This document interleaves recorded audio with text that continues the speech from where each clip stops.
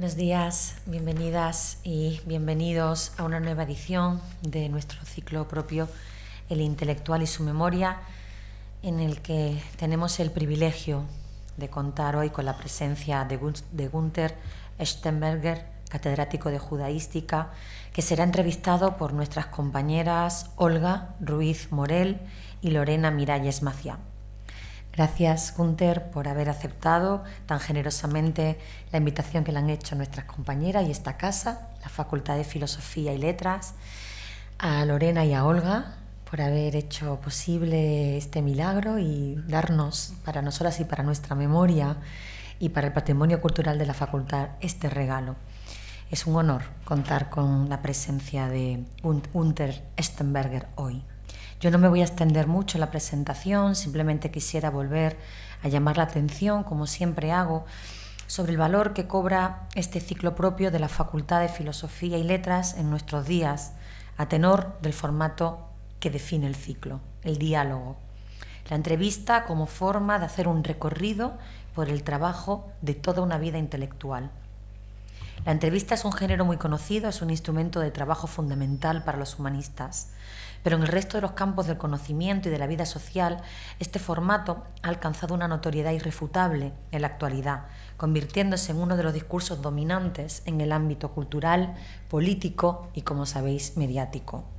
El atractivo del diálogo y de la entrevista radica en que se trata de una forma dialógica, anclada en la inmediatez de la palabra dicha en directo, o sea, está como impregnada de la espontaneidad, de la autenticidad, y en el poder que tiene de brindar como un retrato fiel, con todas las comillas, de los personajes conocidos que son entrevistados y que tienen cierta visibilidad y gozan de un capital simbólico atractivo y de interés para el público.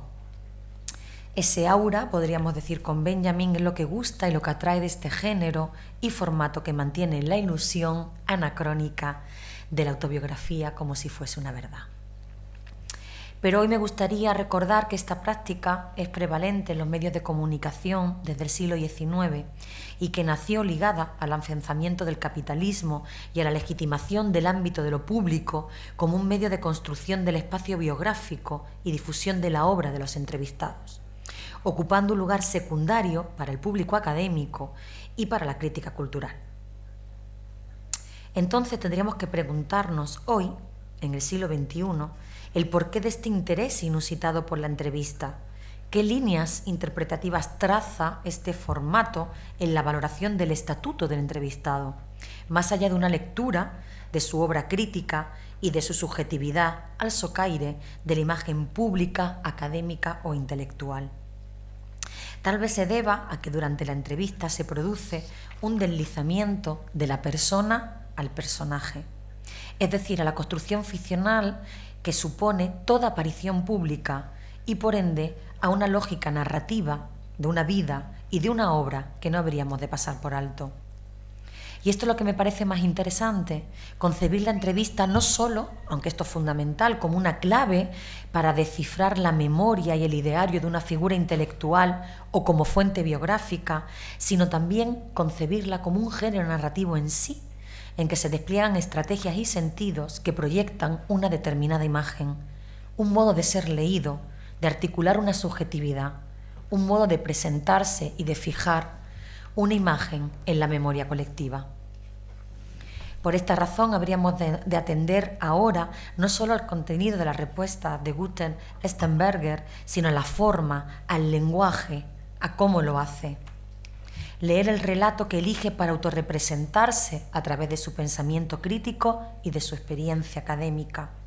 Además, la entrevista hace inteligible relaciones que no existen en otro lugar, causalidades, hallazgos e interpretaciones que enriquecen de otra manera el fundamento de las prácticas de las ciencias humanas, así como las posiciones intelectuales que tienen como autores los entrevistados. Disfrutemos pues de esas otredades, de esos sentidos y ficciones de sí y del otro Günther que nos brindará hoy en la Facultad de Filosofía y Letras Estenberger en esta entrevista que guardaremos para siempre en nuestra memoria. Muchas gracias, Günther, de nuevo. Muchas gracias, Olga. Muchas gracias, Lorena. Y con mucho gusto y cariño le cedo la palabra a Olga. Muchísimas gracias a Ana, nuestra vicedecana, y al decanato en general por darnos la posibilidad de participar en este hermoso ciclo que es tal vez uno de los más representativos y más hermosos que me repita, ¿no? de este centro, y darnos la oportunidad de conocer a esos Gunther, que no siempre a lo mejor se nos escapan en el ámbito académico, se nos escapan muchos matices que realmente nos iluminan y nos alimentan intelectualmente tanto como los académicos, ¿no? También quiero agradecer al público, a las asistentes y a los asistentes que quieran compartir este rato con nosotras en este caso, y esperemos también que disfruten de su compañía los que ya lo conocen, y los que no lo conocen que lo descubran, lo disfruten también, y luego puedan enriquecerse de hecho este rato de charla, que creo que es nuestra idea, que tengamos aquí una charla entre amigos, se enriquezca con sus propias aportaciones y preguntas, inquietudes. Y por supuesto queremos agradecerle al profesor Gunther Sternberger, agradecerle enormemente que haya aceptado nuestra invitación, porque teníamos muchas ganas de poder tenerlo aquí, sentir alguna manera de poder homenajearlo de alguna forma por todo lo que nos ha ayudado y respaldado, y darle las gracias como siempre. Y darle la bienvenida una vez más a la Universidad de Granada. Y a partir de este momento voy a pasar del usted con respecto al profesor Gunther, voy a pasar del usted al tú por 3 razones. Una, porque nos resulta muy extraño dirigirnos a él con el usted, después de tantos años no solo de estar trabajando junto a él y recibiendo su sabiduría, sino compartiendo ratos como amigos y tan cercanos. Entonces nos resulta extraña esa distancia del usted con Gunther. Segundo, porque nuestra idea es que esto más que no fuese una entrevista académica tan formal, sino más bien una charla entre amigos, de la que podamos sacar mucho más jugo. Y en tercer lugar y por último, porque me ha dado permiso. Así que pasaremos al tú, que creo que estaremos más cómodos. Quería simplemente señalar un par de cuestiones, y es que estamos realmente felices y encantadas de poder participar de este ciclo, porque como decía, uno de los más hermosos, de los que estamos más contentos. Si no me equivoco, creo que se implantó ya en el año 86, 87, creo, en el curso 86, con el entonces decano Sáenz Lorite y el entonces encargado de cultura, actual director del Centro Cervantes, Luis García Montero. Han pasado unos años. Pues curiosamente yo creo que también son los mismos años que han pasado desde que Gunther estableció contacto con el ámbito académico español, porque yo creo que fue en esa época, si no me equivoco, en el 86, 87 tal vez, cuando por primera vez contactó Miguel Pérez con él. Miguel Pérez ahora comentaré. Miguel Pérez Fernández contactó con él, y fue cuando se inició esa larga colaboración y participación en nuestro mundo, que es tan importante. Quiero hacer mención en este caso, ya que lo he mencionado, al profesor Miguel Pérez Fernández, que le debemos mucho. Para quien no lo haya conocido, el catedrático jubilado de nuestro de Estudio Árabe y Hebreo, de Estudio Árabe y Hebreo, de la sección de Hebreo, de Estudio de Hebreo, que por razones de salud no puede estar hoy aquí, pero que realmente sería la persona que debería estar también aquí junto a Gunther, porque él fue quien nos trajo a Gunther. No solo sus libros, sino a él, a su persona. Fue el que contactó con él y el que nos lo trajo en persona cuando leíamos el libro de la introducción de Sternberger, y decíamos, pues oye, son gente que ya no existe, y de pronto dice, os traigo a Gunther. Este señor Sternberger no solo está vivo, es joven. Y quisiera que por lo menos hacer esa referencia a nuestro querido Miguel, nuestro maestro también. Entonces, en efecto, Miguel contactó con Gunther ya en torno al año 86-87, y desde entonces pues Gunther ha respondido siempre con absoluta generosidad a todas nuestras peticiones, nuestras necesidades, siempre nos ha acogido con absoluta generosidad, amabilidad y una gran amistad en Viena, y nos hace siempre, cada vez que vamos, nos hace sentirnos como en nuestra casa, y nos gustaría que él se sintiera aquí igual, pues sabe que está en su casa y entre amigos. Por todo eso creo que se justifica sobradamente su presencia en este ciclo y la necesidad de agradecerle y homenajearle de alguna manera, desde esta universidad y desde esta facultad en concreto. Y no solo iba a decir de nuestro departamento, pero yo creo que de nuestro departamento, del de Historia Antigua y otros tantos, ¿no? Entonces, si bien su currículum, creo que primero vamos, antes de empezar a charlar con él, si es conveniente presentarlo debidamente, y si bien su currículum es tremendamente extenso, vamos a intentar, porque además ya me estoy alargando de más, vamos a intentar ser breve y resumirlo en lo que se pueda, porque es que le voy a decir, lo que se va a presentar puede parecer mucho, pero es un resumen. Entonces le voy a pasar la palabra a mi compañera Lorena Miralles Macías para que nos lo presente, presente una labor complicada, medianamente resumido el currículum del profesor.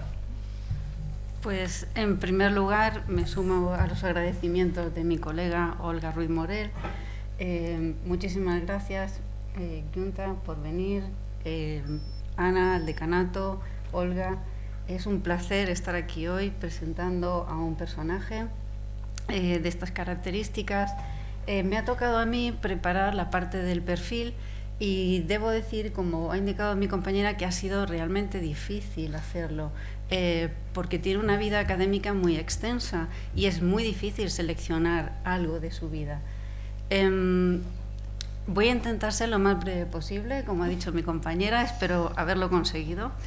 El profesor Günther Sternberger, de ahora en adelante lo voy a llamar ya no Günther Sternberger, sino Günther, porque creo que es un título que se ha ganado a fuerza de años y me parece que ese título en el ámbito académico nuestro, en el ámbito español, creo que se lo ha merecido, con tu permiso. De hecho, en nuestro ámbito dejó de llamarse hace muchos años Günther Sternberger para llamarse Günther Sternberger, que es como todo el mundo lo conoce. Bueno, pues nuestro Günther Sternberger es uno de los especialistas más destacados en el ámbito de los estudios hebreos y judíos, sobre todo en el campo de la literatura rabínica, es decir, el periodo considerado el judaísmo clásico. En este momento, Günther Sternberger es catedrático emérito de judaística de la Universidad de Viena, en Austria, a cuya plantilla se incorporó en los años 70, después de una extensa experiencia académica en distintas universidades. Su amplia formación se intuye ya en los comienzos de su carrera académica con las especialidades de teología católica y judaística, formación adquirida en distintos países, tanto en Austria, país en el que nació, como en Inglaterra, Francia e Italia. Después de su doctorado estuvo en el Instituto Pontificio de Roma y tras este periodo trabajó como asistente en la Universidad de Duke en Estados Unidos. Al finalizar la estancia de investigación en Israel, se incorporó de nuevo a la Universidad de Viena. Llegó a Viena en el 72 y desde el 73 comenzó a enseñar, consiguiendo su titularidad en la rama de judaística en 1977, en el campo de especialización del judaísmo en la antigüedad, y en 1994 fue nombrado profesor catedrático. Es destacable también la labor que realizó en la Universidad de Colonia, en Alemania, donde atendió simultáneamente su docencia allí y también a sus responsabilidades académicas en Viena durante algunos años de la década de los 80. Después de ser nombrado profesor emérito en 2009, continuó su labor docente e investigadora en la Universidad de Viena y, si me permite decirlo, yo creo que con más intensidad todavía que hasta el momento de jubilarse. Entre los muchos reconocimientos que ha recibido destacamos los siguientes. Es miembro de la Academia Austriaca de las Ciencias. En 2005 fue nombrado doctor honoris causa en la Facultad de Teología de la Universidad de Gotinga, en Alemania. En 2010 recibió por parte del Gobierno, espero haberlo traducido bien, la Gran Medalla de Plata de Honor por el servicio a la República de Austria. En 2011, el premio Wilhelm Hartl de la Academia Austríaca de las Ciencias, que está destinado a académicos de reconocido prestigio en el ámbito de las humanidades. En 2015 fue nombrado también doctor honoris causa por la Facultad de Filosofía de la Universidad de Potsdam, en Alemania, y también en 2017, esta vez fue nombrado doctor honoris causa en la Universidad de Tel Aviv, en Israel. Desde los años 70 ha escrito en torno a 25 monografías, ha estado a cargo de la edición de numerosos volúmenes, colecciones y enciclopedias en editoriales de prestigio, ha formado parte del equipo editorial de las revistas más sobresalientes en los estudios hebreos y el judaísmo clásico, y ha escrito entre artículos y capítulos de libro unos 230 trabajos que hayamos contado Olga y yo, sin contar las recensiones y otras colaboraciones. Todos ellos sobre temas relacionados con la historia del judaísmo clásico, la literatura rabínica y su corpus textual, las relaciones judío-cristianas. De hecho, ayer mismo pudimos disfrutar de una conferencia impartida por él sobre este tema, el judaísmo del cambio de era o el judaísmo del Segundo Templo, las tradiciones rabínicas y patrísticas, entre otros, así como otras investigaciones sobre el judaísmo en general. Durante las últimas 3 décadas, Gunther Sternberger ha colaborado intensamente no solo con el área de estudios hebreos y arameos de esta casa y con el Departamento de Estudios Semíticos. Por ejemplo, ha publicado numerosos trabajos en nuestra revista Miscelánea de Estudios Árabes y Hebraicos, en la sección de hebreo, sino también con especialistas de otras universidades y otros centros de investigación de nuestro país. Se ha preocupado de publicar en español, además de en francés, italiano, alemán y muchas otras lenguas, sus investigaciones en un momento donde el inglés se consideraba y se considera la lengua vehicular de los estudios hebreos. Las estudiantes y los estudiantes conocen bien su nombre, sobre todo por 2 manuales de referencia que utilizan en las clases. El primero de ellos es al que se refería nuestra colega Olga, la historia de la literatura talmúdica y midrásica, y el segundo, el judaísmo clásico, cultura e historia del periodo rabínico. En algún momento de la trayectoria para los estudiantes de estudios hebreos se encontrarán con alguno de estos 2 volúmenes. El área de estudios hebreos y arameos de la Universidad de Granada le agradece su colaboración durante todos estos años. Hemos de mencionar, en este caso quiero mencionarlo de nuevo, a Miguel Pérez Fernández, el que fuera catedrático de hebreo de esta universidad, que hoy está jubilado, que entabló con él una relación académica muy fructífera y que después pudimos continuar algunas miembros de la hoy sección departamental de estudios hebreos y arameos, así como otros colegas de la facultad, pertenecientes, por ejemplo, al departamento de historia antigua. Gunther Sternberger ha sido un maestro generoso que siempre ha respondido afirmativamente a una petición de ayuda, a una consulta, a una propuesta, y que como buen maestro nos ha permitido muchas veces robarle su tiempo.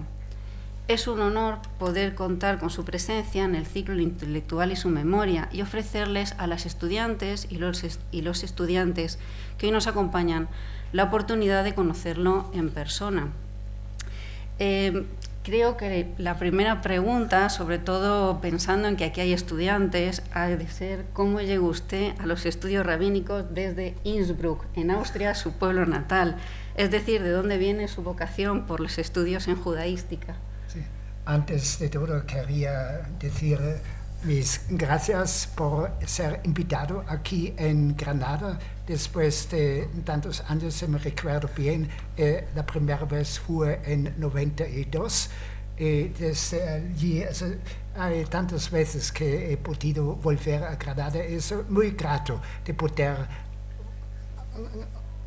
volver aquí por esta ocasión, por ser invitado en este ciclo de la memoria. Como se ve, la memoria no está. Pero debo contestar a tu pregunta. ¿Cómo llegué a los estudios rabínicos desde mi pueblo natal de Innsbruck?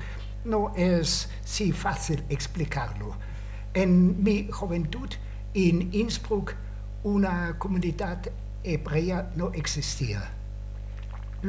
Era una pequeña comunidad hebrea ya en los siglos XVII hasta el inicio del periodo nazi. Casi todos los hebreos o se refugiaron o fueron expulsados o exterminados en el Holocausto. Después de la guerra casi ninguno volvió a Innsbruck. Yo no he nunca encontrado un judío en estos años. Ahora hay una pequeña comunidad en mitad consistente de israelíes, sobre todo profesores en la Facultad de Medicina. Tienen una nueva sinagoga, pero es un desarrollo reciente. En mi instituto de bachillerato no entendía nadie del Holocausto o también sobre todo el periodo nazi. En realidad era una ley de las naciones que ocupaban Austria hasta el 56, los americanos, rusos, franceses y ingleses, y ellos tenían también el control total de los libros de textos.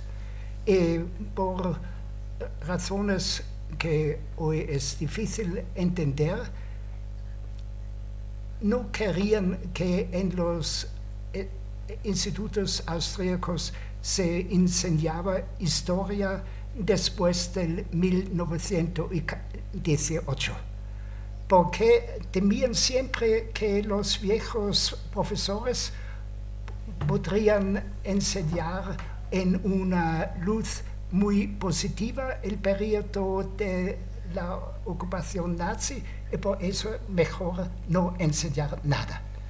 Y así, después de mi bachillerato,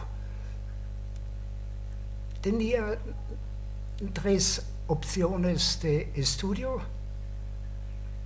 Primero, historia antigua, sobre todo después de 8 años de latino, 6 años de griego en el instituto, o también idiomas modernos, o teología.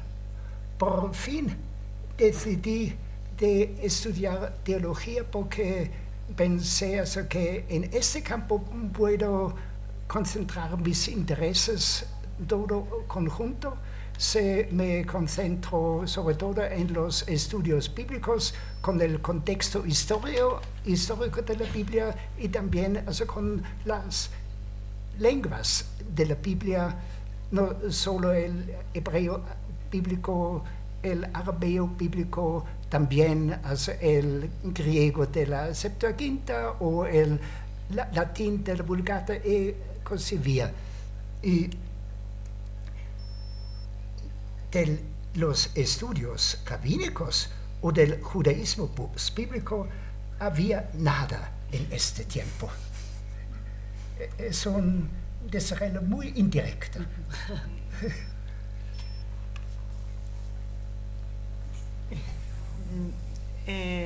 Precisamente remontándonos a las generaciones, a lo que serían sus generaciones previas académicamente, a tus generaciones previas académicamente hablando, a tus maestros, es cierto que nos has contado en más de alguna ocasión delante de un café o de una cerveza, nos has contado cómo algunos de esos maestros vivieron esa época tan terrible de la guerra, los años previos a la guerra, durante la guerra y sobre todo la posguerra.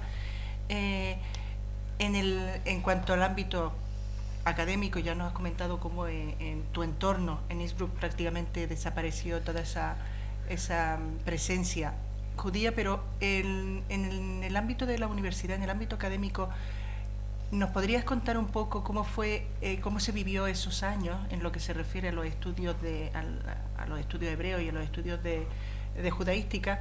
La experiencia de algunos de esos maestros, estoy pensando en Schubert, que es del que en alguna ocasión nos ha hablado y al que hemos podido conocer, tener la suerte de conocer, que tuvieron precisamente por haberse involucrado de una manera tan activa en la política, tuvieron un papel muy importante luego en todo ese desarrollo. Entonces, ¿cómo se fueron afectó a los estudios hebreos y judíos todos esos años de la guerra y la posguerra, sobre todo. En Europa en general, pero sobre todo en Austria. Se basas directamente a Kurt Schubert. Le conocí solo después de años de estudios fuera de Austria. Es solo cuando llegué a Viena con mi segundo libro para establecerme aquí en la universidad que conocí a Schubert. Claro, por los libros se lo conocía desde siempre. Quizá puedo comentar algo sobre la vida y el desarrollo de Kurt Schubert. Viene de una familia vienese que siempre era muy conservativo, pero siempre contra todo nacionalismo. Kurt Schubert, nacido en el 23, frecuentó el instituto más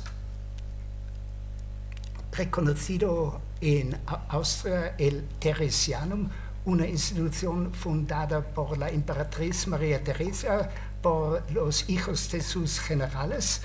Y cuando los alemanes ocuparon Austria en el 1938,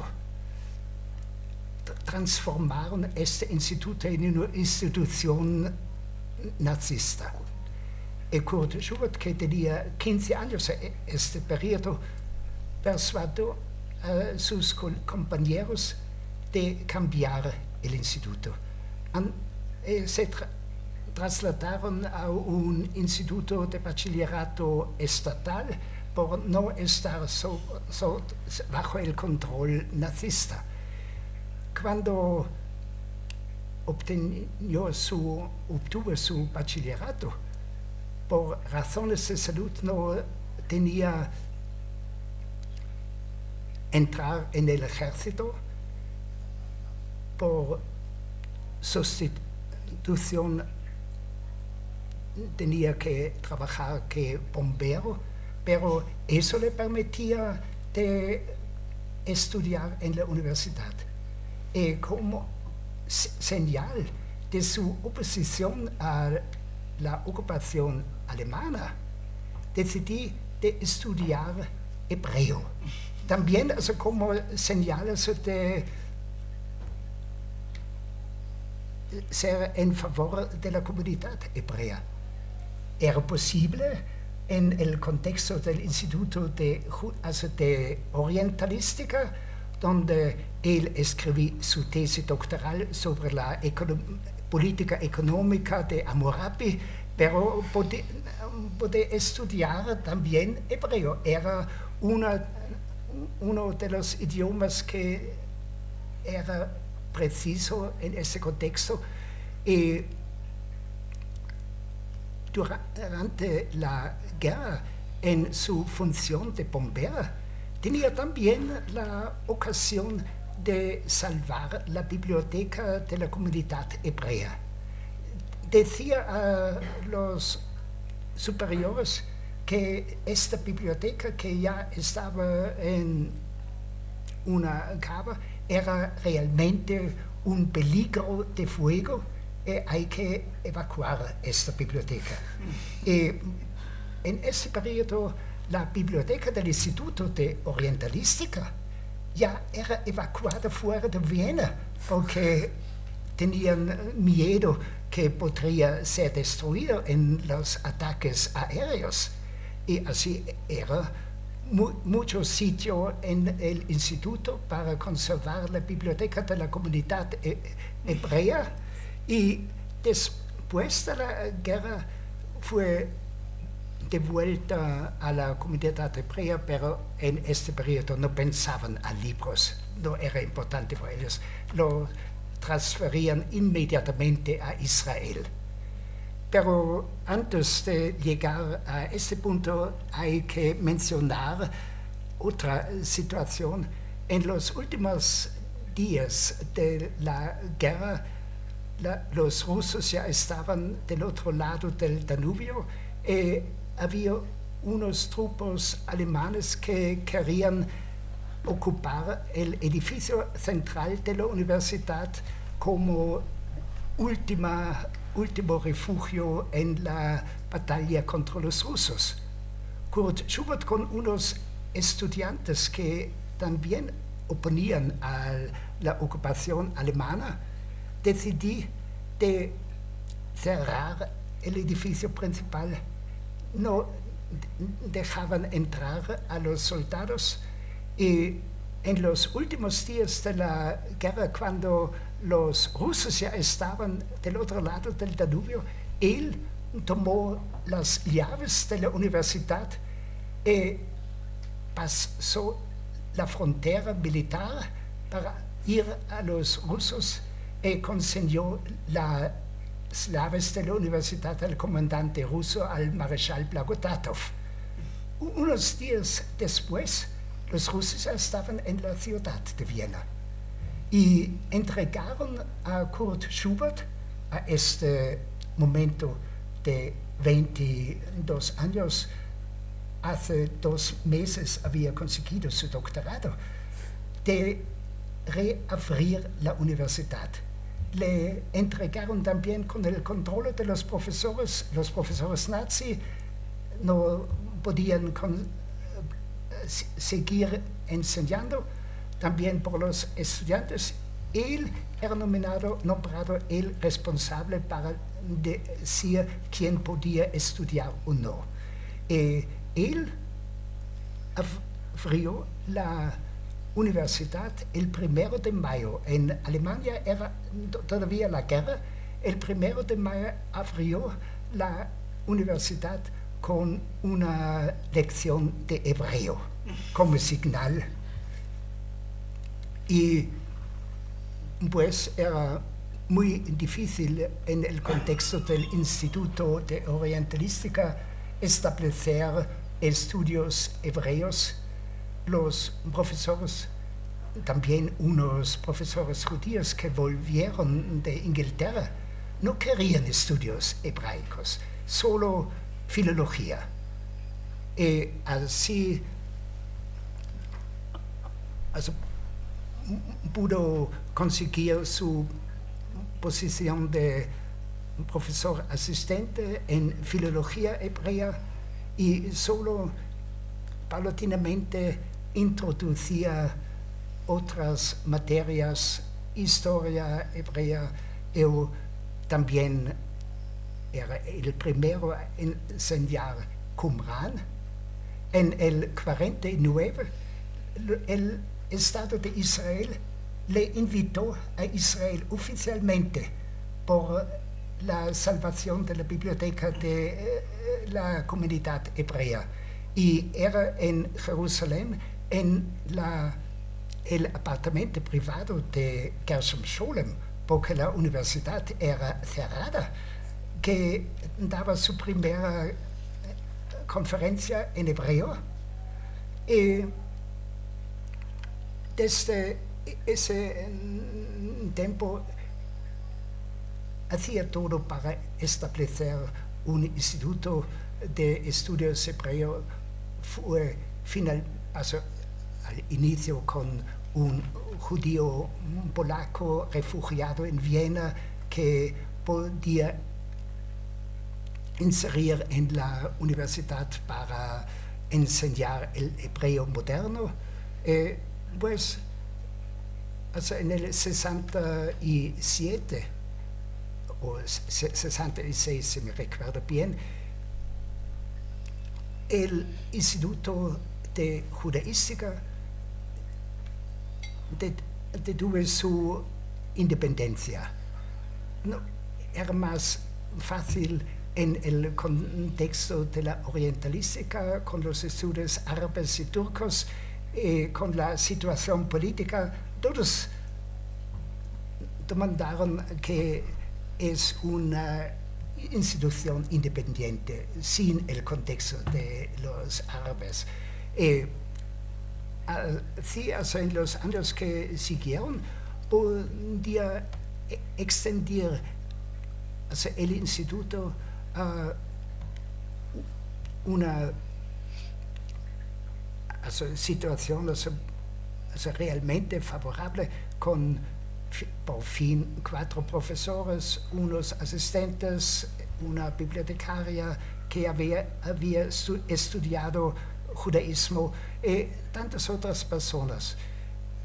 Es el fin de un desarrollo muy largo.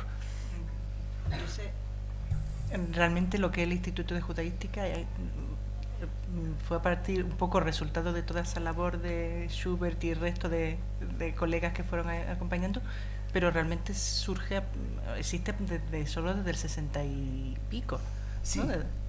Bastante reciente, sí.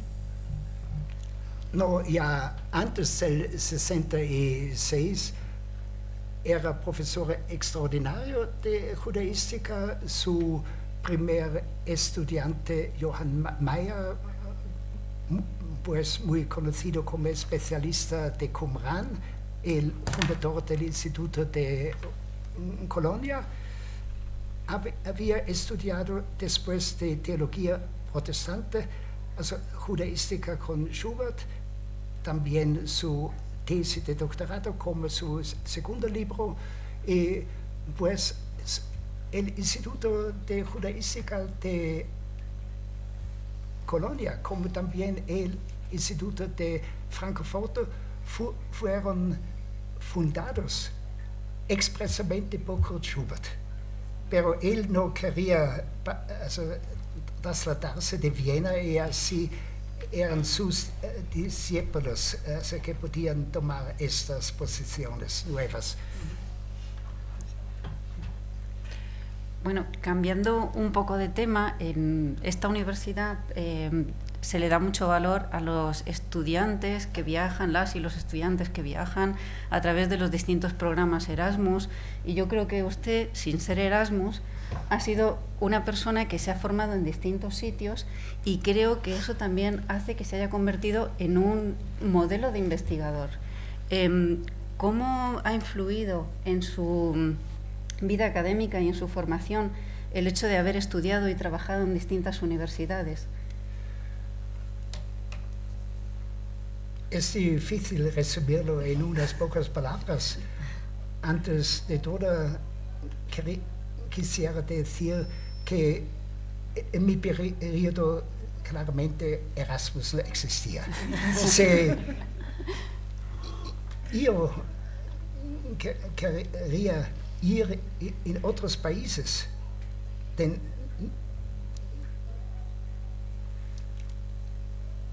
Era el resultado de mi propia decisión de encontrar el financiamiento. No era difícil, fácil como puede imaginarse, pero así de Innsbruck, mi primera universidad fuera de Austria fue Inglaterra. Era por una beca que recibí por la nueva Universidad de East Anglia, donde podía especializarme más que en Innsbruck en historia antigua, pero sobre todo me interesaba aprender mejor el inglés. Después de un año en Inglaterra, me trasladé a Francia por mi tesis doctoral, a Lyon.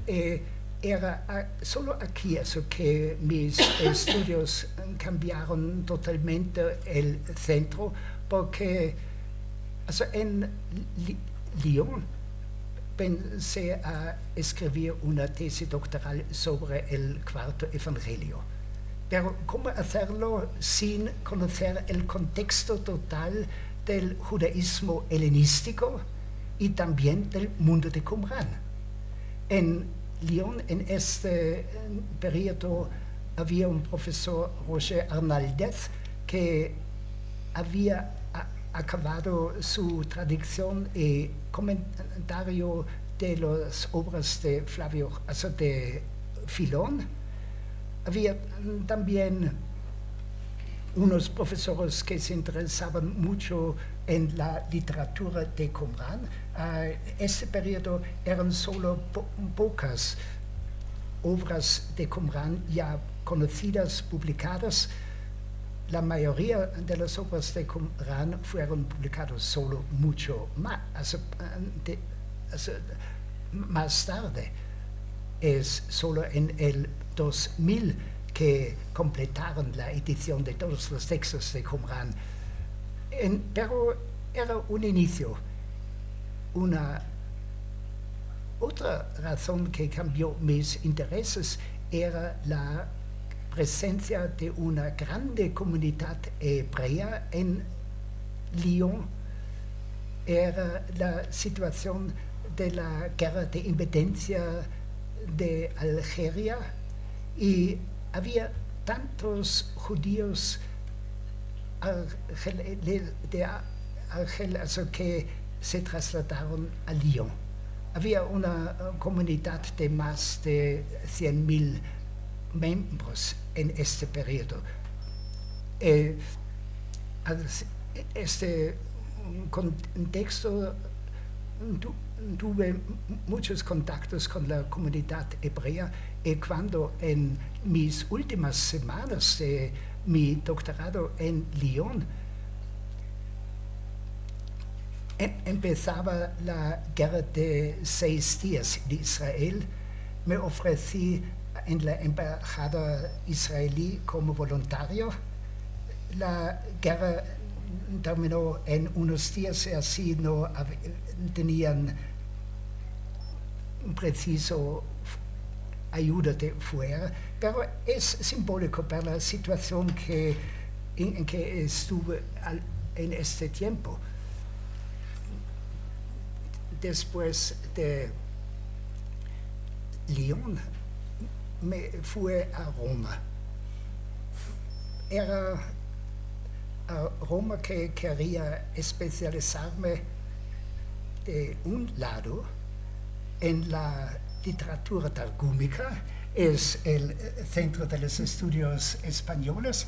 Es en estos años que Alejandro Díaz Machos descubrió el manuscrito, el Código de Neófito, el único manuscrito realmente antiguo del Targum palestinense.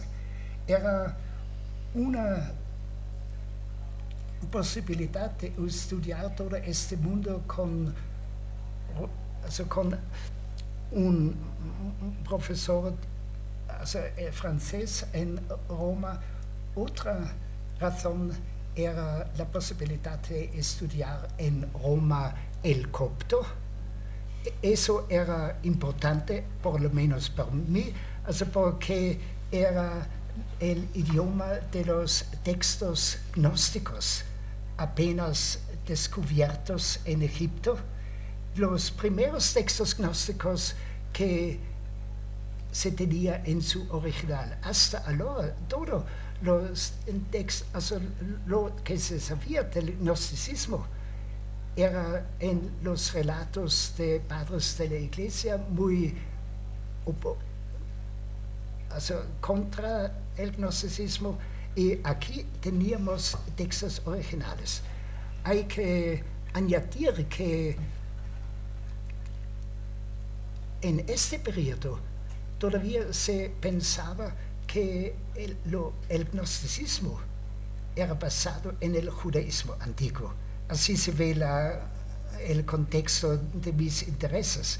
Es hoy día una opinión minoritaria de decir que el gnosticismo es un desarrollo del judaísmo. Muchos piensan sobre todo en un origen griego, pero por el momento eso era importante para mí. Después, otro traslado en los Estados Unidos, donde recibí una posición de asistente con el profesor W.D. Davis, en este periodo el copresidente de la Unión Mundial de los Estudios Judíos. Él era muy conocido por su libro Paul and Rabbinic Judaism, esta combinación de estudios bíblicos y rabínicos me interesaba tanto que quería trabajar con él. Durante el periodo que trabajé con él escribía su libro Gospel and Jewish Territorial Doctrine, la doctrina territorial de Israel en los textos judíos como retrofondo de los evangelios. Mi tarea era trabajar en los textos rabínicos para preparar tantos materiales por su estudio, y así llegué centralmente al mundo rabínico por la primera vez. Pero era todavía en este año y después, que mi centro realmente central era el mundo judío intertestamentario, como se decía, ahora hoy no se dice más, es la literatura y el mundo del Segundo Templo. Pero cuando llegó, después de un año en Israel, otro año a Roma, a Viena, veí en el Instituto de Judaística había unos cursos en Talmud, pero todos los cursos eran solo la lectura del Talmud de Babilonia y su traducción. Unas veces pregunté a Kurt Schubert cómo explica tal o tal texto. No le interesaba. Un día me dijo, si te interesa, ¿por qué no lo enseñas tú? Y así un semestre después ya tenía todos los cursos de rabinismo y lo expandía entre un poco a Mishnah, Midrashim, el Talmud de Palestina.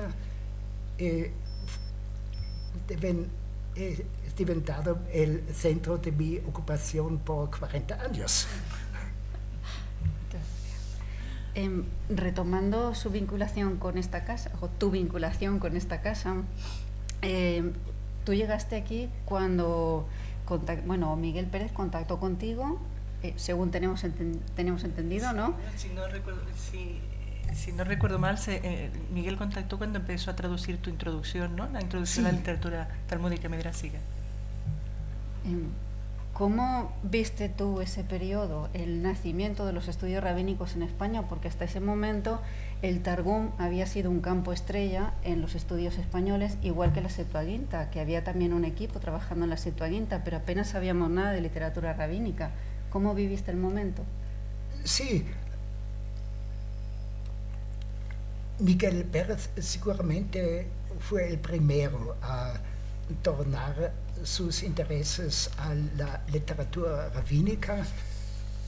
Hay, quizá seguramente tú te recuerdas de Ángel Sainz, que era aquí antes Miguel, y por él era todavía el mundo clásico de los estudios judíos en España, la literatura medieval, la poesía medieval, también la filología.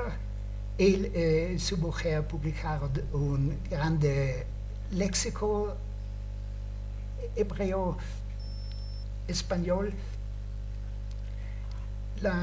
Los estudios de la Septuaginta fueron concentrados en Madrid, en el Consejo, también en la Universidad Complutense, pero estudios rabínicos no existían. Era todavía la escuela de Alejandro Díaz Macho, de sus alumnos, entre los cuales pienso seguramente destaca Miguel Pérez, que escribió sus primeros libros en el campo del Targum. Le conocí ya años antes en Roma, pero no me recordé de eso. Él sí, porque participó en un curso que yo daba enseñaba en Roma. Cuando traducía mi introducción a la literatura rabínica, venía a Viena, me hacía ver todos los textos que ya había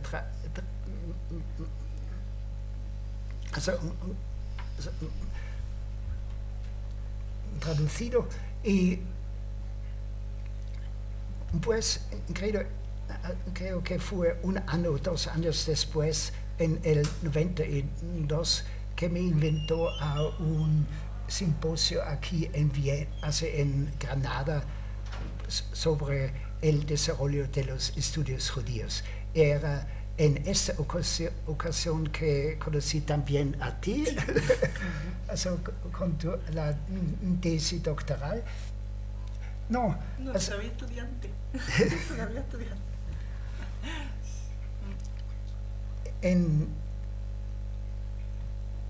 Miguel empezó en ese periodo a tornar desde los estudios targúmicos a la literatura rabínica. El primer libro en su biblioteca vitrásica, que ahora es una colección estupenda, publicó su traducción de Pirkei Rabbi Eliezer con un muy rico comentario.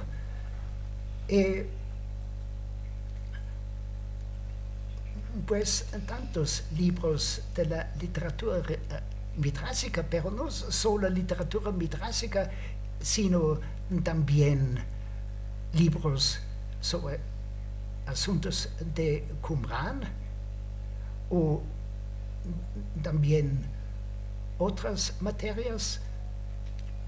Publicó también, eso me parece muy importante, su gramática del hebreo rabínico, una gramática que pues fue traducida también en inglés. Era la primera gramática del hebreo rabínico realmente accesible a estudiantes.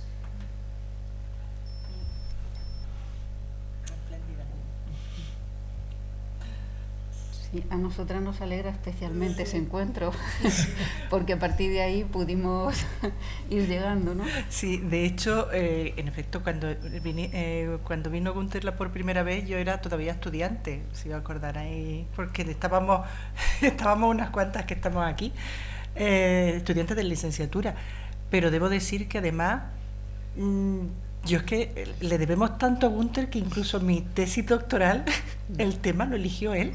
Yo no elegí mi tema del que me enamoré. Yo recuerdo haber hablado con Miguel. Miguel, quiero que tú me dirijas la tesis de Biblia. Y sí, yo de Biblia no. Como mucho, si quieres, de literatura rabínica. Digo, vale. Dice, pues voy a consultarle a Günther qué temas pueden ser interesantes. Y vino con uno de esos viajes. Dice, mira, Günther propone estas 3 cosas. Digo, la sospechosa de adulterio me gusta. Y ese fue, o sea, fue hasta ese nivel, hasta ese punto es importante Günther en nuestra vida académica. Sí, bueno, en mi caso fue con la postdoctoral, el tema de postdoctoral. Sí, bueno.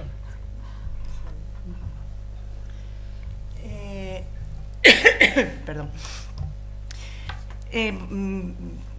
Vamos trasladándonos ya un poco a unos aspectos un poco, tal vez el único punto así más académico de esta charla que tenemos interés sobre todo ver un poco tu opinión sobre metodología, perspectivas de estudio, sobre por dónde estás llevando realmente tu trabajo de investigación y de estudio de los textos rabínicos. Entonces, quería destacar dos líneas que creo que son muy frecuentes, muy habituales en tu labor, que son, por una parte, la de la línea interreligiosa, los estudios interreligiosos e interculturales. Ayer mismo nos presentaste una estupenda, en el aula, nuestra compañera Puri nos dio ese espacio estupendo, en una conferencia sobre las relaciones judío-cristianas en la Palestina bizantina. Y hace unos años, no mucho, en esta misma hermosa sala, siempre tan querida sala de García Lorca, aula, nos hablaste del judaísmo en los primeros siglos del Islam, por ejemplo. O sea, queríamos saber qué importancia crees que hay que darle, en efecto. Creemos que se la das, pero queremos que nos lo confirme o no, o a lo mejor estamos equivocadas, sobre eso, los estudios religiosos, interculturales,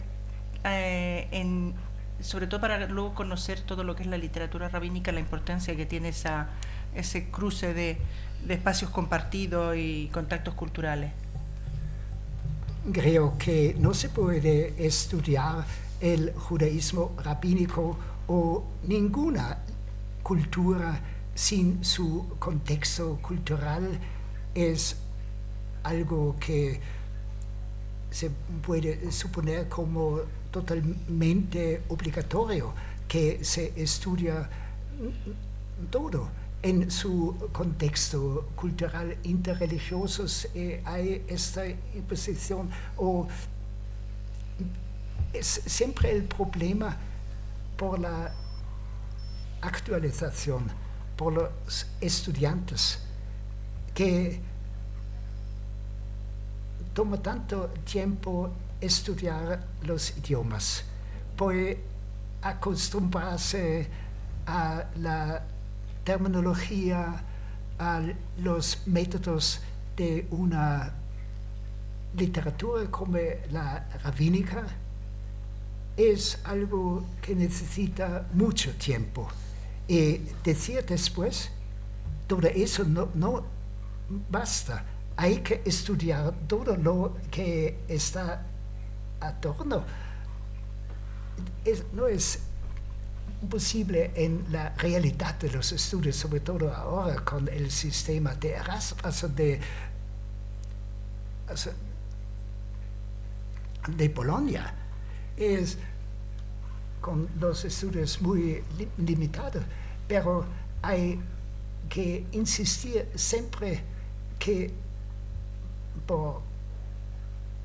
para entender bien un texto rabínico hay que saber no solo en un texto rabínico cuántas palabras griegas o iraníes están en este texto.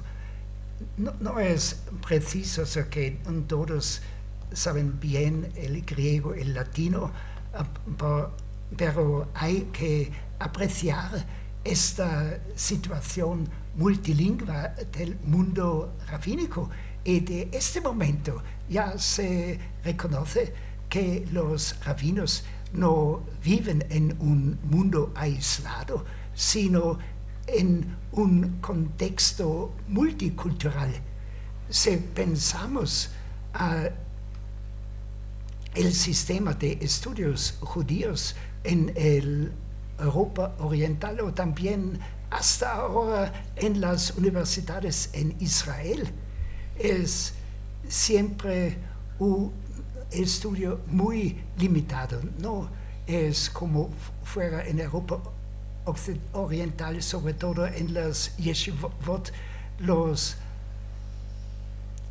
4 pies de la halajá, que eran el límite de todos los estudios, o según un ideal rabínico, Vehagita bo yomam v'layla, tienes que estudiar la Torah durante el día y durante la noche. Y cuando uno de los rabinos quiere, es permitido enseñar a sus hijos el griego, solo cuando no es noche, no es día. la realidad era completamente diversa, porque ninguno podía vivir en Palestina en ese periodo sin saber el griego. Era el idioma oficial. Y también en el mercado, tantas situaciones tenían que saber el griego. Entraban en contacto con las tropas militares que ocupaban la Palestina. El idioma oficial era el latino.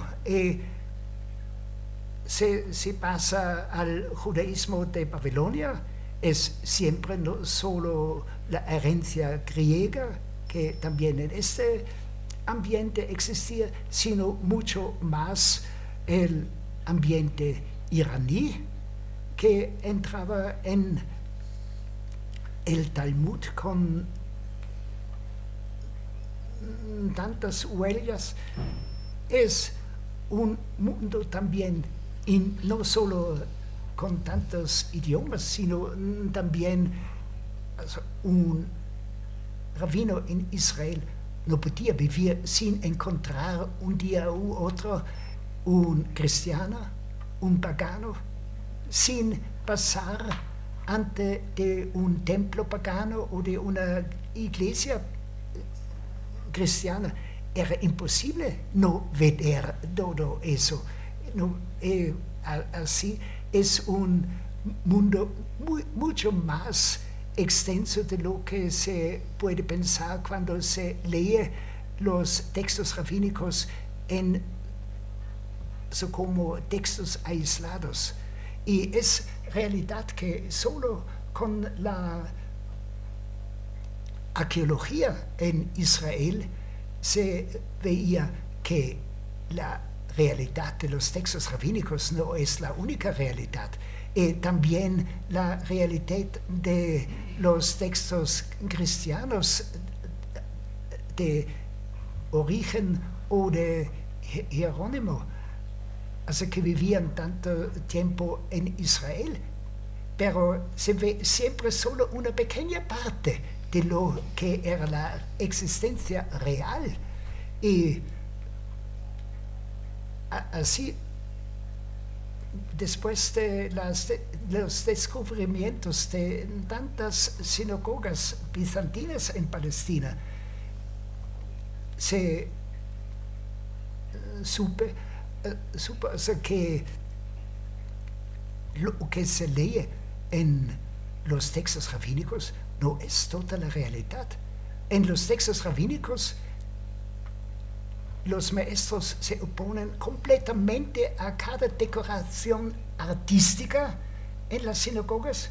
Y ya la primera sinagoga descubierta en Israel, la de Beit Alfa, decorada con un pavimento con las escenas de no solo de la Akedah de Génesis 22, sino también el zodíaco.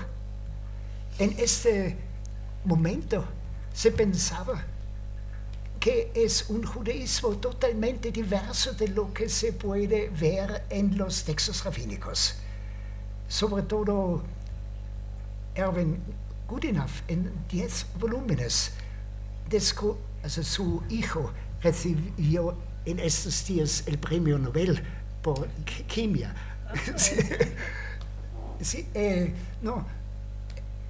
Él suponía que las pocas sinagogas descubiertas en su tiempo fueran el testigo de un judaísmo helenístico fuera del mundo rabínico, un judaísmo minoritario. Pero hoy día se conoce tantas sinagogas de ese tipo. Es claro que las sinagogas determinan mucho más la realidad del mundo judío de este periodo que los textos rabínicos. hay que encontrar un compromiso, como leer los textos y encontrar en los textos las huellas de la realidad que solo detrás de tantas otras cosas se puede descubrir en los textos. Es quizá solo un otro momento con las descubiertas de tantas iglesias del mismo periodo en Israel. Ya se sabe que se servían de los mismos talleres. Es en muchos casos casi imposible decir al inicio de una descubierta arqueológica, ¿es una iglesia? ¿Es una sinagoga? Son similares. Eso también quiere decir que hay una vecinanza enorme entre las dos religiones. Y eso hace imprescindible, en efecto, entonces ese estudio, esa perspectiva mucho más amplia. Y en ese, precisamente metodológicamente hablando, ¿crees que es necesario revisar los puntos de vista que se están utilizando a la hora de analizar los textos rabínicos? Me refiero, creo recordar en alguna ocasión que hemos leído que has dicho que en ocasiones en algunos textos parece que sabemos menos ahora de lo que se creía que se sabía en el siglo XIX, porque es necesario revisar la metodología para el estudio de los textos rabínicos, ¿no? Ya se está en ello, ¿hasta qué punto se está produciendo ese cambio? No, eso es una situación que se encuentra casi siempre. Con cada descubierta se sabe menos que antes. No, puede sembrar paradoxical, pero es la realidad.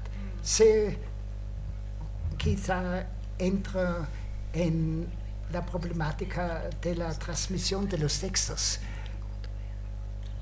Antes, ya al inicio de mis trabajos rabínicos, era completamente normal pensar en el proverbial mar del Talmud, en la tradición oral que traspasaba centenios sin cambiar.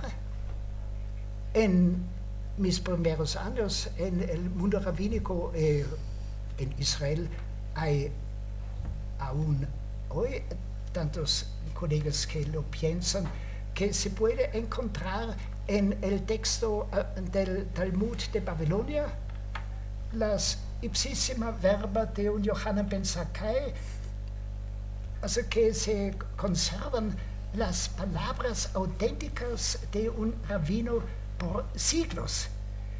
No importa si estas palabras aparecen por la primera vez en un texto del siglo VII, es siempre la transmisión auténtica que se suponía durante más de un siglo de investigación de la cultura y del mundo rabínico. Es solo con los años que se descubrió que la tradición oral como eso no existe. Es solo en unas situaciones particulares que se puede suponer la tradición oral. Seguramente se insiste también hoy en la memoria estupenda de los orientales, pero digo siempre, ¿habéis leído tantos textos en el Talmud donde se lamentan que dimentican todo? Pero es el mérito de colegas como en Israel, sobre todo Shama Friedman, que ha demostrado en muchos estudios como textos paralelos de un Talmud a otro cambian completamente, sistemáticamente. Es una ideología que cambia y no es posible ahora de combinar todos los textos para construir un conjunto sistemático, como era totalmente normal todavía en los años 70, 80, que combinar textos de periodos diversos para decir qué era la historia de tal o tal momento. Por ejemplo, la huida de Yohanan ben Zakkai de Jerusalén y la fundación del movimiento rabínico se reconstruía en este periodo de textos del siglo II como más narrativos, textos del siglo VI, VII. Es solo desde un cierto periodo que se sabe que es una leyenda de fundación del movimiento rabínico. Y los rabinos del Talmud de Palestina, aún más del Talmud de Babilonia, en realidad no saben nada del personaje histórico de Yohanan ben Zakkai, o también de Akiva y otros rabinos famosos. Queremos dar un salto del pasado hacia el futuro. Recuerdo que hace unos años, en una cena contigo y tu mujer, me comentaste que en ese día cumplías 70 semestres enseñando en el Instituto de Judaística. No sé si lo recuerdas. No. ¿No lo recuerdas? Pues sí. Es la memoria. Sí, me comentaste eso, que cumplías 70 semestres. De hecho, fuimos a... Sí. Sí, ¿recuerdas? ¿Cómo has visto el cambio de los antiguos estudios hebreos y judíos en el instituto al nuevo plan de estudios según el Espacio Europeo de Educación Superior? Sí, no quiero tomar en el peligro de lamentar los cambios como es normal, eso que antes todo fue mejor que ahora. No es. Tanto ha cambiado, sobre todo con el sistema de Bolonia, insisto sobre el lado positivo. Es realmente importante que hay la posibilidad organizada de los estudiantes pasar de un país a otro sin problema de tener sus estudios afuera reconocidos. Antes era siempre una batalla. O sea, ningún profesor reconocía estudios fuera. Otro que me parece muy importante y positivo son los derechos aumentados de los estudiantes. Es un estudio mucho más reglamentado, puede ser negativo, pero en realidad es también muy importante para los estudiantes. Se me recuerdo todavía en los años 70, 80, dependía de un profesor si un estudiante fue admitido a los estudios de doctorado. Podía decir después de 5 años, no, eres todavía listo para eso. Sigues estudiar por 2, 3 años, pues podemos hablar. También si un estudiante había ya empezado una tesis doctoral, pues el profesor con el que trabajó o se trasladó a otra universidad o morí, era siempre un problema con el sucesor. ¿Reconoce el tema de la tesis o no? siempre me recuerdo de tantos casos, no solo en nuestro instituto, de nuevos profesores que decían, no, esta temática no me interesa. ¿Qué podía hacer el estudiante? Elegir otra temática después de 1 año, 2 años de trabajo.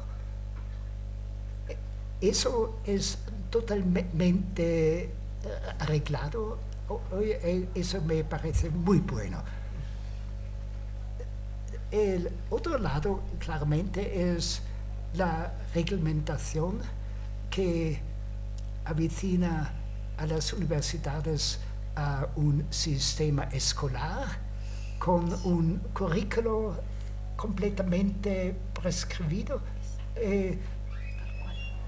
Hay menos libertad o quizá menos iniciativa personal por estudiar cosas que no están en el currículo oficial.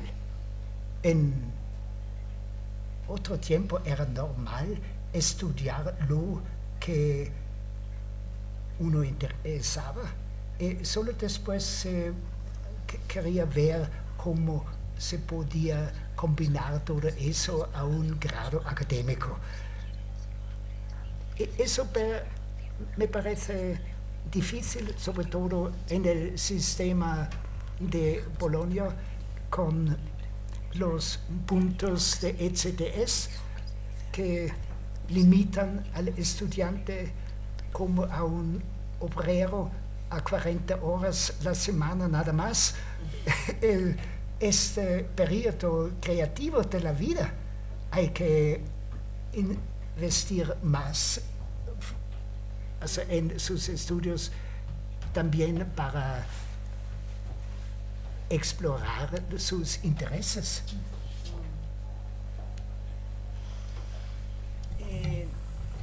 Ahora me gustaría dar un giro hacia otro aspecto también de actualidad, como decía Lorena en esta visual del presente hacia el futuro.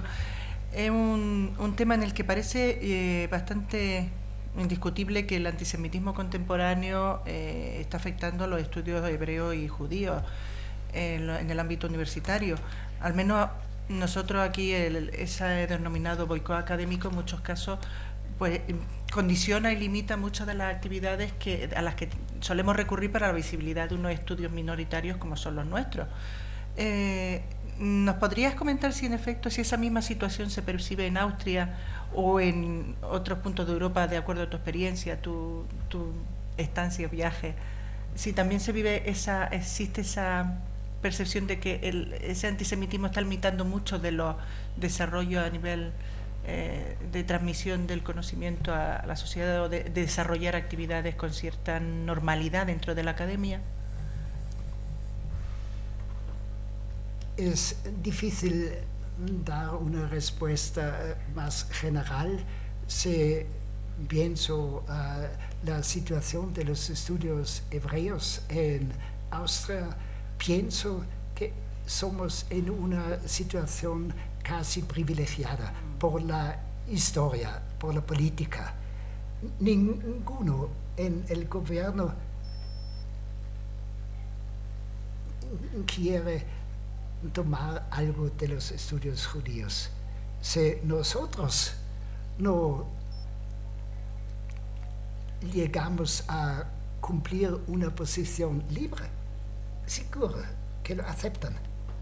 Pero en realidad las profesuras que tenemos son seguras. Es la situación política.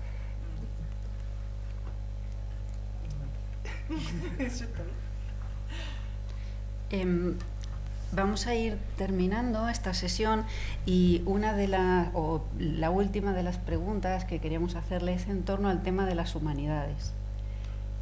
Hay un gran debate en torno a este tema en este momento. ¿Cuál es el papel de las humanidades? Según tu opinión, ¿cuál es el papel que en este momento podrían jugar las humanidades en general y en particular los estudios hebreos y judíos? A mí me parece que el papel de las humanidades permanece siempre, es parte fundamental de nuestra cultura. Todos los otros estudios son para la preparación para un trabajo en las humanidades. Tenemos nuestra herencia cultural y veo como tantos estudiantes en nuestro instituto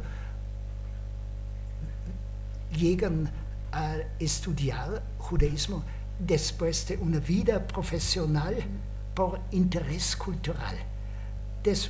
Médicos o abogados, después o en la parte final de su vida profesional, quieren saber algo más del mundo cultural que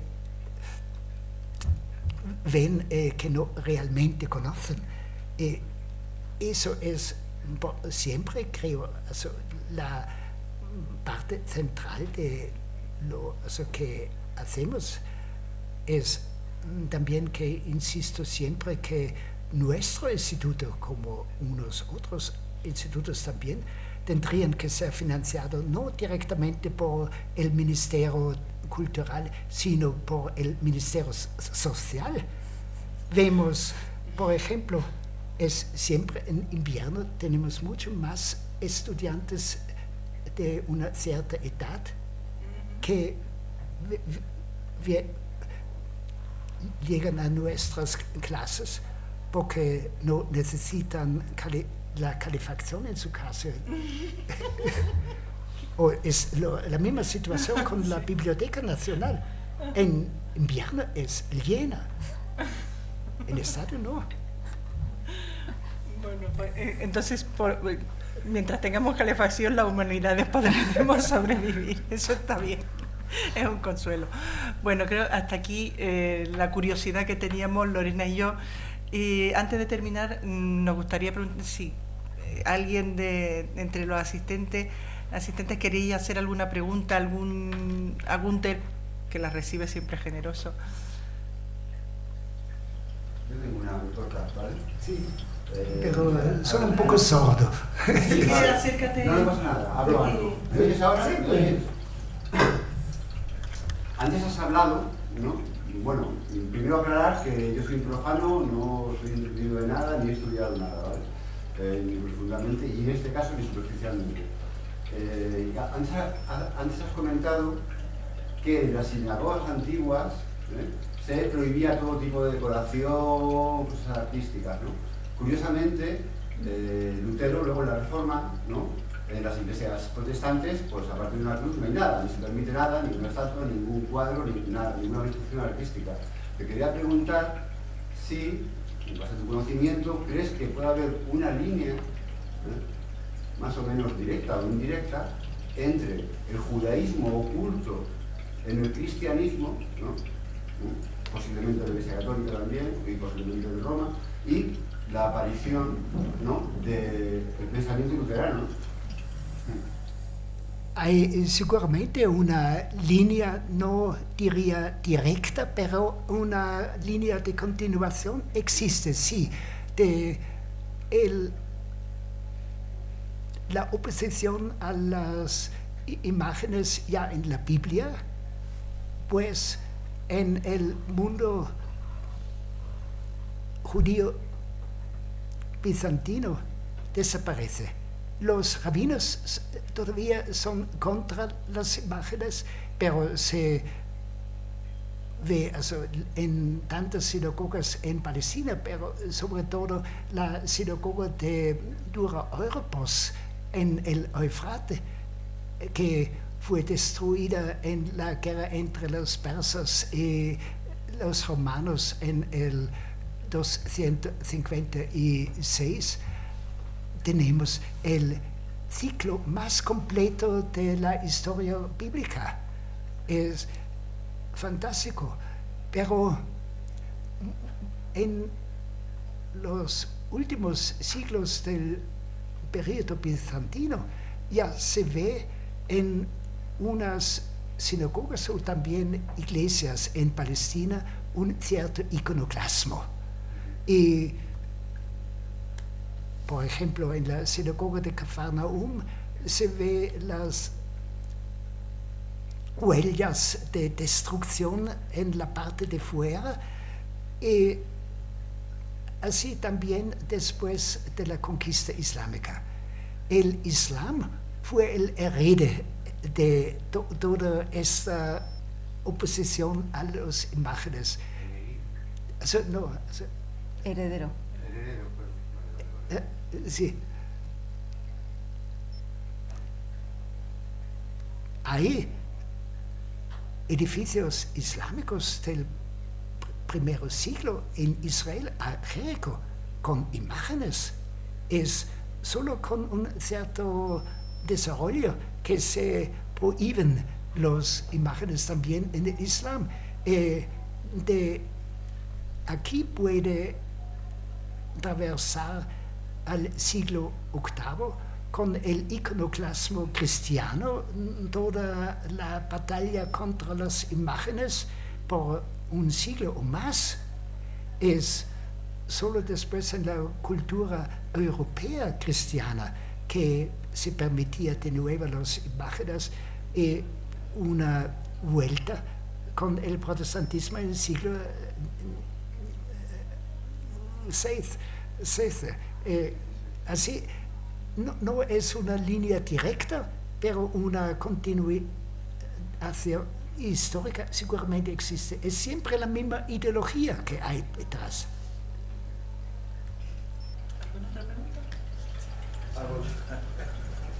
Era una pregunta acerca, voy a hablar, he leído y he visto que, por ejemplo, Berlín se ha convertido o se está convirtiendo en un centro de cultura hebrea. Hay un renacimiento de la comunidad judía. ¿Cómo ve? ¿Se ha producido algo similar en Viena? El nacimiento de una comunidad judía activa y creativa.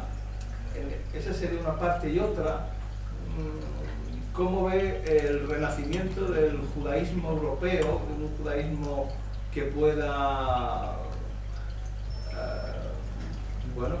formar rabinos? Es decir, los centros de formación de rabinos, que por ejemplo, pues aquí en España no hay, y un montón de sitios, y dependen de otros, o de Israel o de otros centros, ¿no? ¿Qué sucede con todas estas seminarios rabínicos? Sí, en Berlín había el primer seminario rabínico en el 1870 con el Seminario für Geschichte und Wissenschaft des Judentums, y un año, 2 años después también un seminario ortodoxo, por lo menos ortodoxo por el contexto alemán, por los de la Europa oriental eran ya mucho más progresivos. Es siempre la misma situación, pero quizá es significativo que el fundador del seminario ortodoxo en Berlín venía de Austria. Austria tenía siempre una comunidad hebrea mucho más diversa de la comunidad de Berlín, y siempre más ortodoxa. No realmente ortodoxo, pero más conservativa.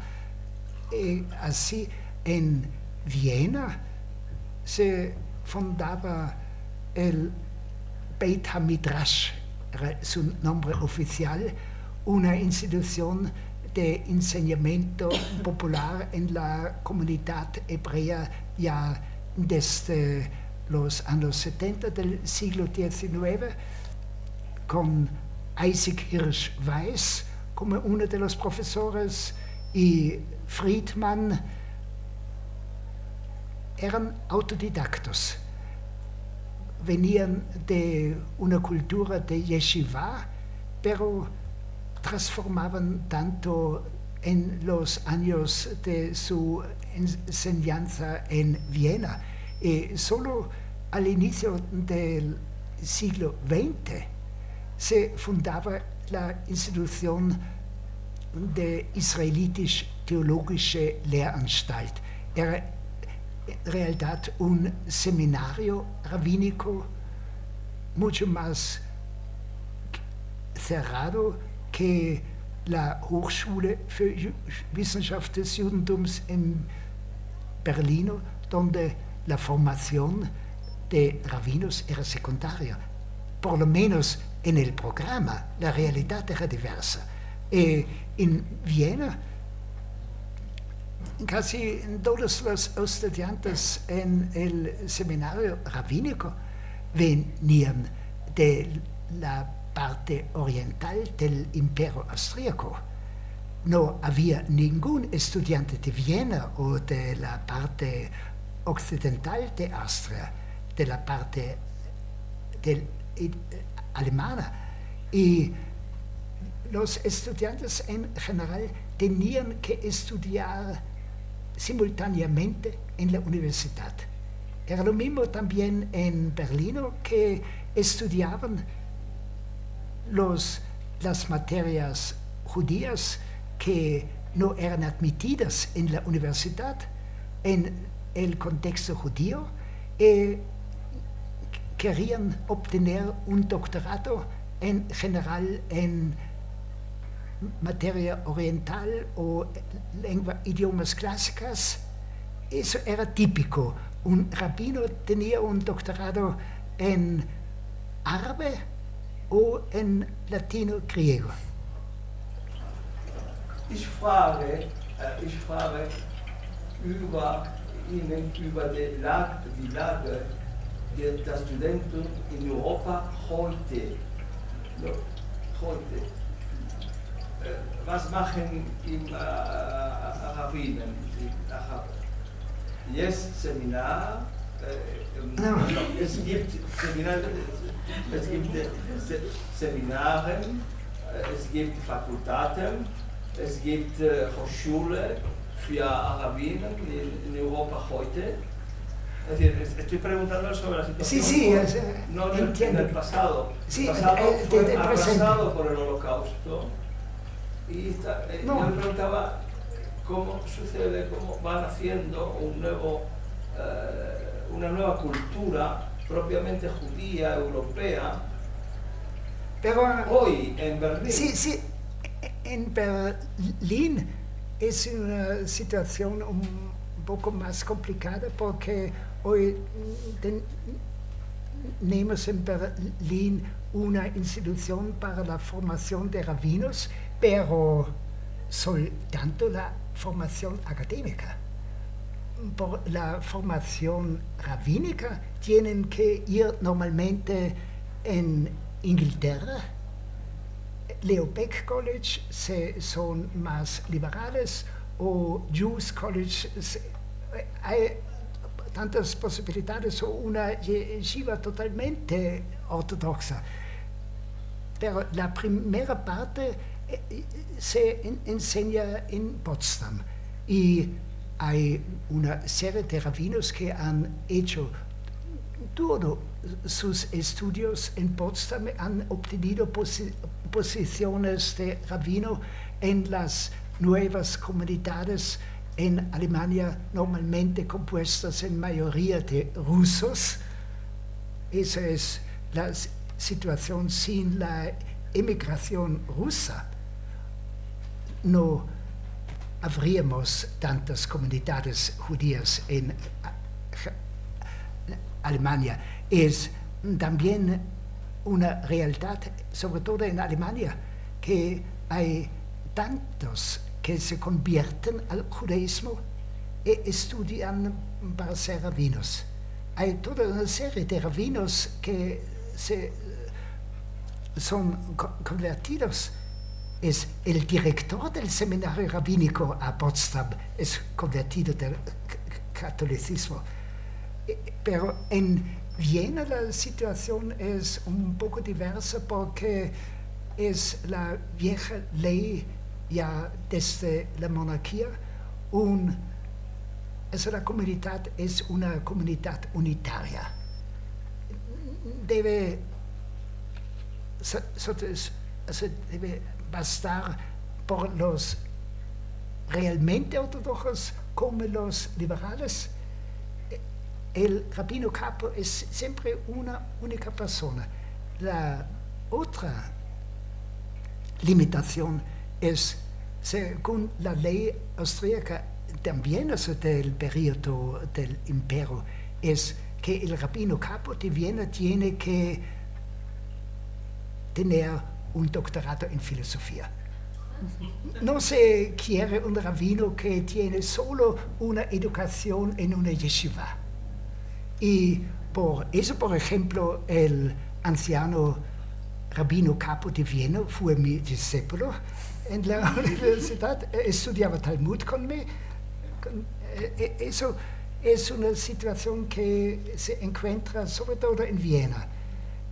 Por su ordenación rabínica tenía que ir a Gateshead, no Jews College, no Leo Baeck, Gateshead, una yeshiva muy ortodoxa, porque es la única que todas las partes de la comunidad judía en Viena reconocen. Otra posibilidad sería en Israel, solo una o dos yeshivot que reconocen. Es una combinación un poco extraña. Bueno, y en Alemania, por las últimas noticias, coincidiendo con alguien en un congreso, también se están ordenando rabinas en este momento. Sí, ya desde unos años ordenan rabinas. La primera rabina en Alemania fue ordenada por Leo Baeck en el 36 o 37. No podía tener el título de rabino, sino de profesora de religión judía, pero en realidad tenía todas las funciones de rabino.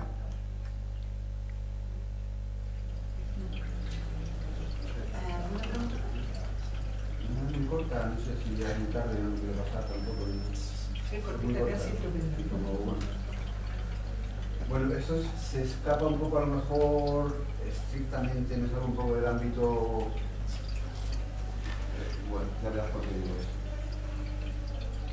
Hay algo que me interesa tu punto de vista. Bueno, el tema de la ocupación de Palestina es un tema muy importante, ¿no? A nivel mundial, ¿no? Con muchas, digamos, connotaciones y consecuencias, ¿no? Que nos afectan a todos, ¿no? Finalmente, más allá de que seamos judíos, musulmanes o ninguna de las dos cosas, ¿no? Entonces, algo que, no sé, una pregunta que me hago es hasta qué punto en los textos rabínicos, Talmud, otros, ¿no? Está justificada, puede estar justificada, ¿no? La ocupación de otras tierras, de otras personas, o no, y hasta qué punto, y si no es así, hasta qué punto los intereses que han llevado a esa ocupación, ¿no? Han podido tergiversar incluso, o los propios textos, por la interpretación de esos textos. Sí. ¿No? Ambas cosas.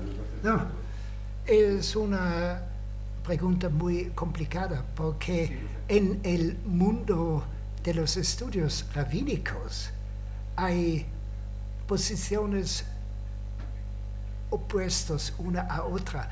Hay comunidades ortodoxas que no reconocen al Estado de Israel, porque fundados sobre textos rabínicos, dicen el Estado de Israel que nosotros reconocemos tiene que ser fundado por el Mesías, no por un poder político. Hay otros que colaboran con el mundo político en Israel, también con esta política de ocupación de territorios árabes.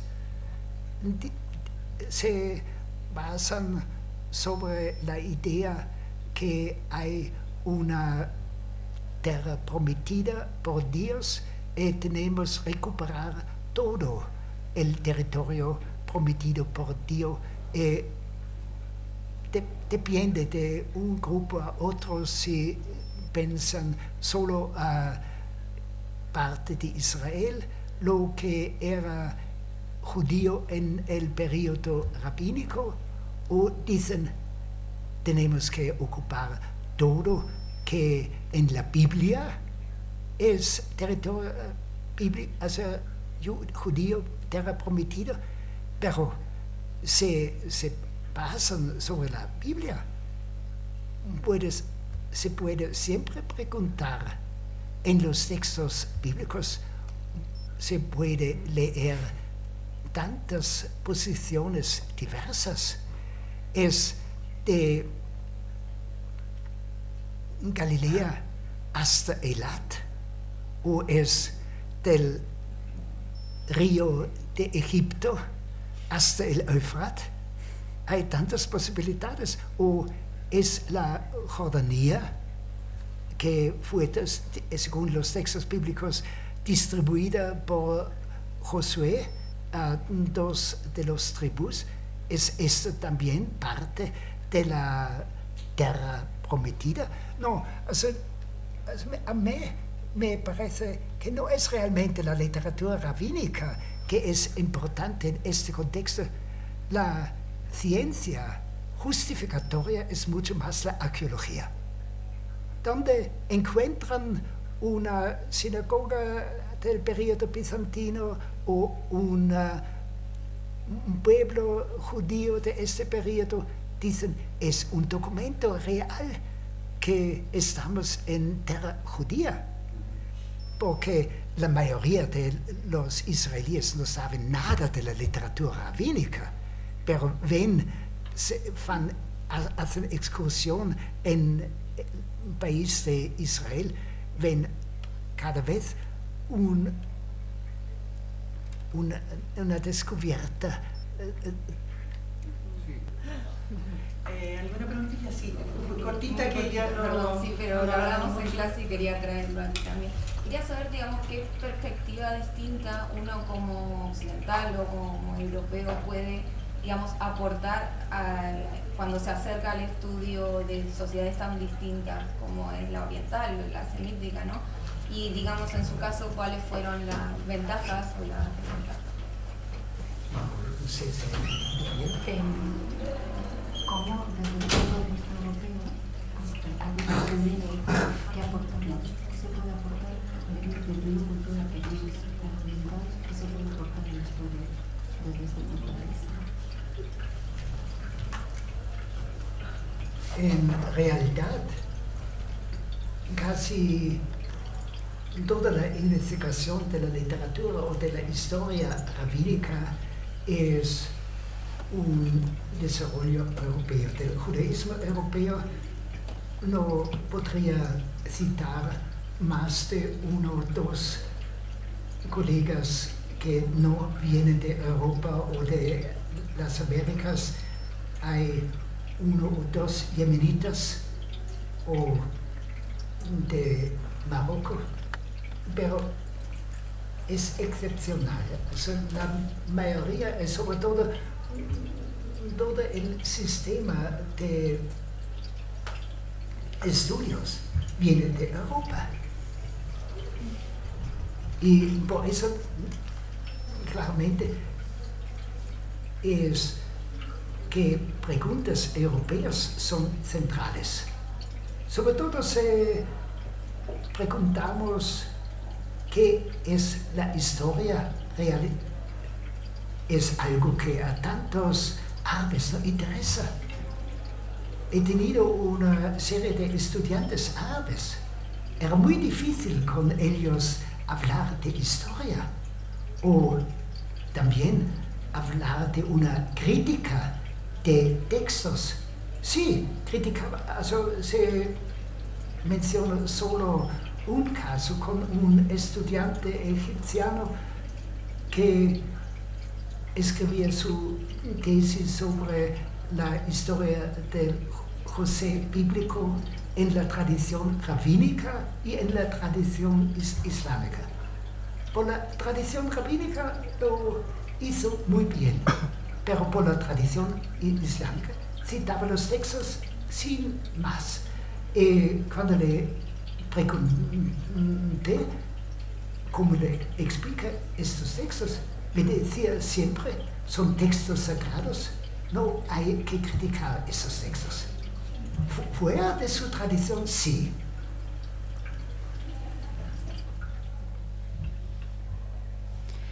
Bueno, si no hay más preguntas, vamos a cerrar esta sesión agradeciéndote de nuevo la presencia aquí y agradeciéndonos también vuestra presencia. Muchísimas gracias y gracias también al decanato por esta oportunidad de poder contar con Günther Sternberger hoy. Gracias. Gracias.